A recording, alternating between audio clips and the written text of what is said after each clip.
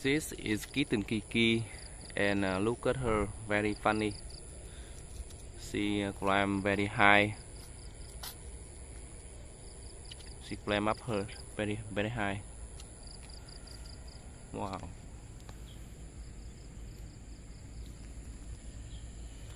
Very beautiful kitten.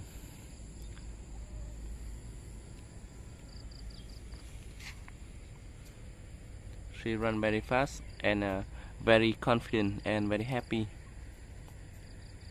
Fly alone.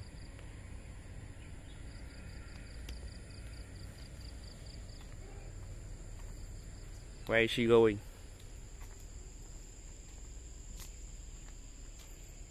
I will follow her.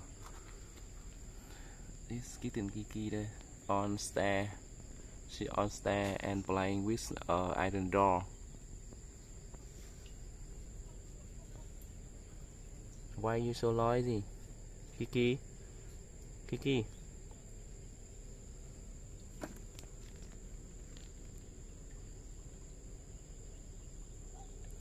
If you found my video interesting, please like and subscribe to my channel Kitten VN to support me.